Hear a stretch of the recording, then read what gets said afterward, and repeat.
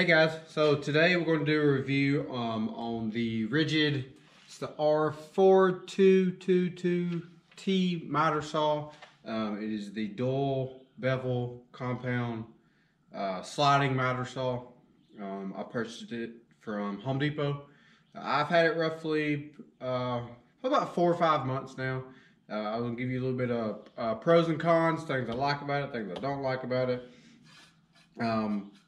The only thing I have it to compare to, I had the Ryobi sliding compound miter saw, and I will say this thing is a lot better built. It's also, I think it was time I bought it somewhere in the $430 price range. But of course, with Ridgid, you get the lifetime warranty on all parts, as long as you register it. So before I even got it out of the box, first thing I did was register it. When I put it together, everything went together as should. I didn't have an issue getting anything straight. These were already at 90. And of course, I already had this stand that I built for my previous saw, which this saw is a little bit bigger, as I had mentioned. So there's some things that I'll have to adjust on my stand whenever we get moved to our new place. But so just a few features. So first off, you can see that probably one of my favorite things about the saw is the fact that these little wings, this button here, it opens these up, and as you can see, it goes all the way to 70 degrees, which comes in handy sometimes if you know, it's not something that I use all the time, but obviously my stand, I'll have to bump this piece out, make this a little bit longer, so that I can extend the wings all the way. But I really haven't had to use it yet. That's how much I use it, a few times a year, but on time I'd usually use the 70. But I can see it coming in handy. Also, like I said, both sides slide out. The saw itself has the button in the front. It's pretty easy to press down. You press it down, and you can slide the saw whichever way you want, and it locks at certain degrees. So the most commonly used degree, so like 15, 22 and a half, 45, 30. 1.6. It locks at all these. Those are the most commonly used ones. Like I said, you slide it over and it locks itself right in, and then when you get back to 0, it locks itself back. Which you can take that off if you don't want it to lock by, I believe, this button here. So some other things that I love about the saw, obviously you have the dual bevel system here.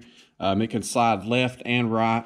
I really didn't, it's not a must to have, it does come in handy, but usually I will either just flip the piece of wood around if I had to cut the other side.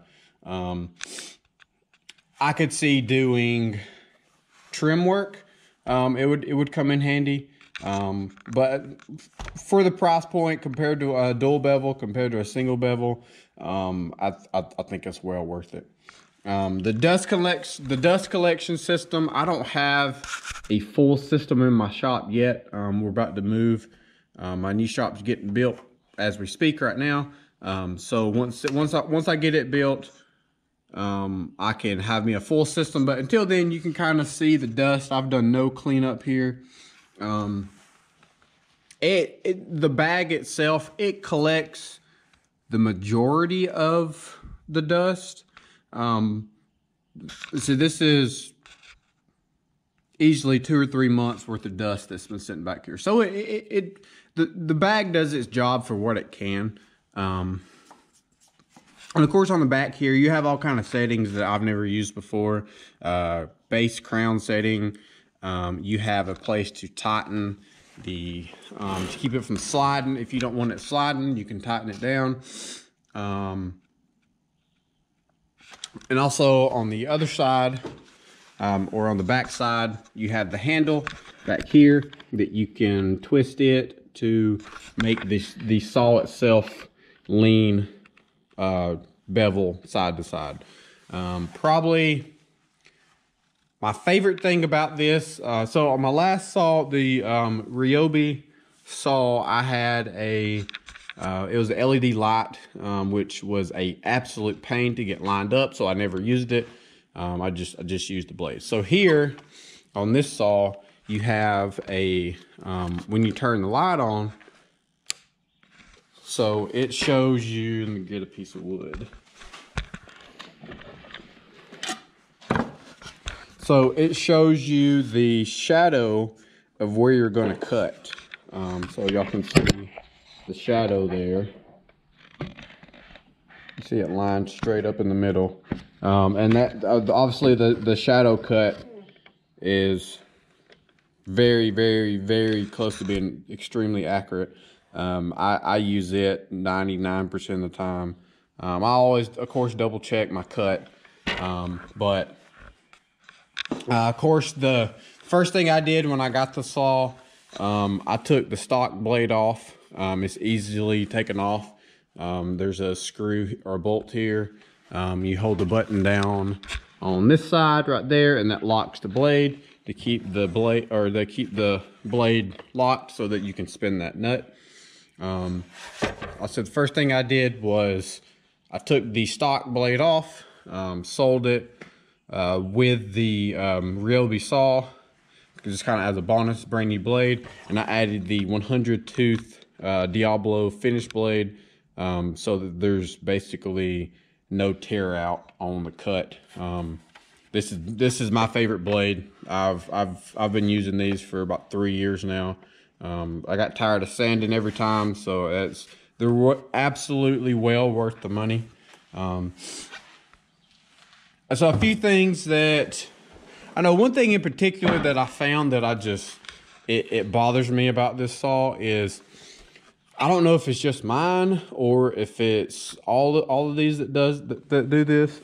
So when you turn the light off,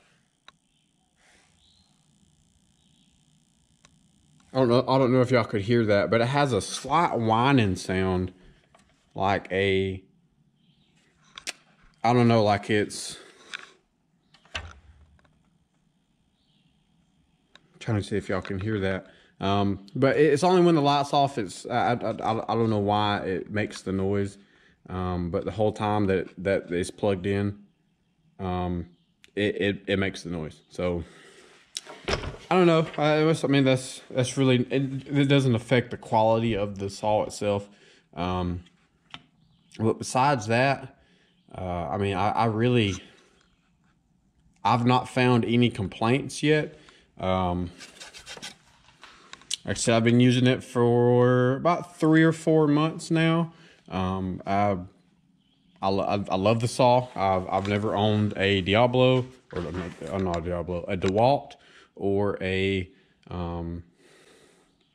Milwaukee saw, or any of those. I have all Milwaukee tools besides my saws.